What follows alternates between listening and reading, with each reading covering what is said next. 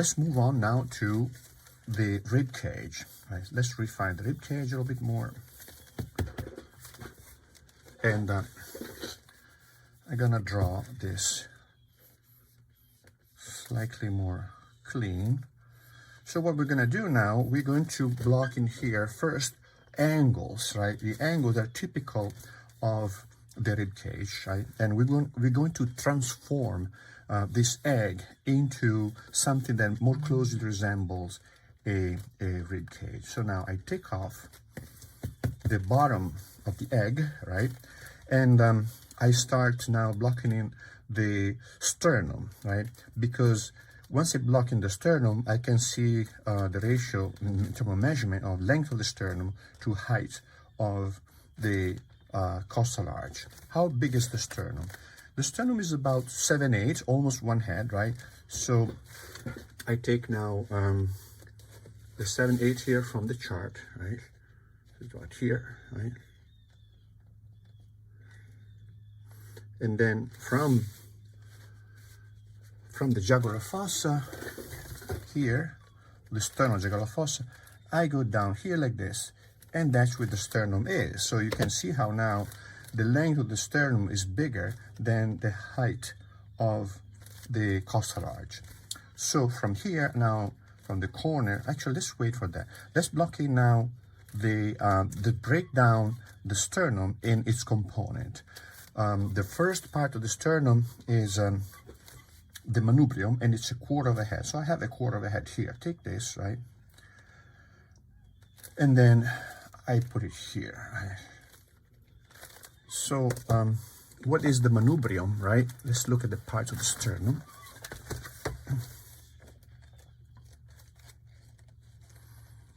So the manubrium, this is the manubrium, right? That's the manubrium.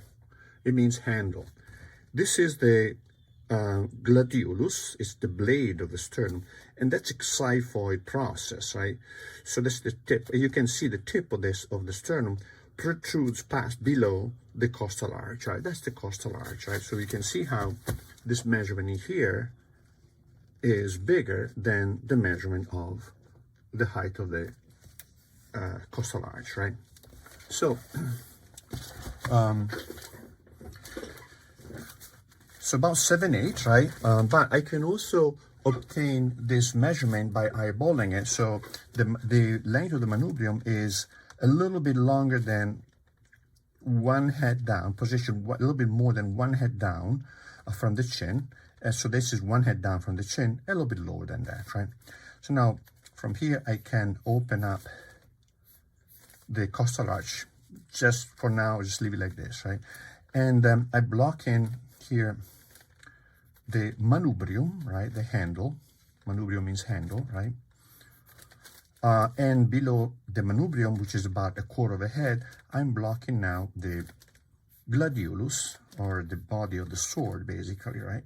And below that, I'm adding the xiphoid process, the tip of the sword. So now, clean it up a little bit here. Once I have this measurement in here, right, and this measurement here, I say 1, 2, 3. These are 3 important measurements because they give me the position of the first pair of ribs, second pair of ribs, and the 7th pair of ribs, in addition to the 5th. So let's now find the angles of the rib cage. So start from the base here of the manubrium and go out like this, right, and out like this. Now I have identified the first rib and the second rib. At the second rib, I'm going to have a change of angle along the margin, this upper margin here of the rib cage, and instead of having a regular curve, I'm going to create a more evident passage. See that here, like this: 1, 2, and then 3. So here, there's going to be another change of angle, right? What is here? Here is the widest, or what is here is the widest point of the rib cage, which is one head down, actually half a head down from the base of the rib cage. So I take half a head, bring it up here. That's the widest point. As you can see, as I was mentioning before, drawing an egg, right, gives us intuitively the widest point, right, get positioned there instinctively. And then we're gonna check where this is by measuring. But if we draw an egg like that, the widest point will be automatically be positioned in the right place, about half a head above the bottom of the base of the rib cage. But this point is not a point like we see here, where the point that we see here is sharp and evident, 1 and 2, right? Here, instead, the widest point is distributed along a wider space. So I'm going to have a change of length. So find this, then move up a little bit, and move down from here a little bit. And then I'm going to have now 1, 2, 3, right? So this is more gradual, right? Now I find the same change of angle here, right? Here, a little bit higher, a little bit lower than that. And then now from here, I'm going to go out, then 1, 2, 3, right? The costal arch, I could draw it straight like that, but we could also have this divided into segments, 1 and 2, 1 and 2, right? Now we need to find the planes inside the rib cage. So there is going to be a frontal plane like this, right? And next to the frontal plane, 2 planes that move diagonally out like that, posteriorly. And this change of plane happens at the point of connection between the cartilage ribs and the bone ribs. How do I find those? So take this space in here, divide it in half more or less, right? And then you're going to aim for this point here. So now from here, right, what you're going to do, you're going to go down like this, more or less parallel to the line of the sternum, but maybe gradually you start moving toward that point down like that. So this is now here, same thing, right? This is now the frontal plane, and this is the plane of the ribs moving back that way, right? So we're gonna add more details on this half later, but first I want to go over all the skeleton in a very structural way, focusing only on this big volume, right?